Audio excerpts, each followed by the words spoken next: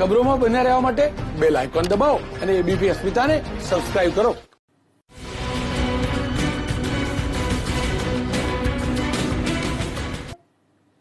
રાજ્યમાં કોરોનાનું કહેર થમવાનું નામ નથી લઈ રહ્યો. છેલ્લા 24 કલાક દરમિયાન રાજ્યમાં 1564 નવા કેસ નોંધાયા.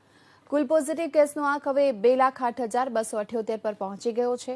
છેલ્લા 24 કલાક દરમિયાન જે કેસ નોંધાયા છે તેમાં 854 કેસ 8 મહાનગરપાલિકા વિસ્તારમાં નોંધાયા. સૌથી વધુ કેસ અમદાવાદ શહેરમાં 319, સુરત શહેરમાં 223, વડોદરા શહેરમાં 130, રાજકોટ શહેરમાં 96, જામનગર શહેરમાં 24, ભાવનગર શહેરમાં 25, જૂનાગઢ શહેરમાં 12, ગાંધીનગરમાં 25 કેસ નોંધાયા છે.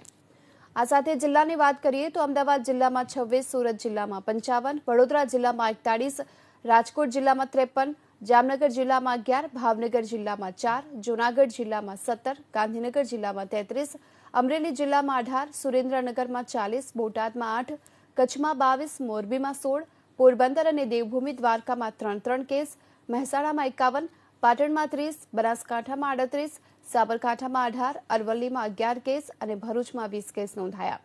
આ સાથે જ દાહોદમાં 26, પંચમહાલમાં 33 અને ખેડામાં 57 કેસ નોંધાયા છે. વાત મૃત્યુની કરીએ તો છેલ્લા 24 કલાક દરમિયાન વધુ 16 લોકોએ પોતાનો જીવ ગુમાવ્યો, જેમાં અમદાવાદ શહેરમાં 11, સુરતમાં 3, ભરૂચમાં 1 અને ખેડામાં 1 મૃત્યુ નોંધાયું. રાજ્યમાં હવે કુલ મૃત્યુનો આંક વધીને 3,969 પર પહોંચ્યો છે.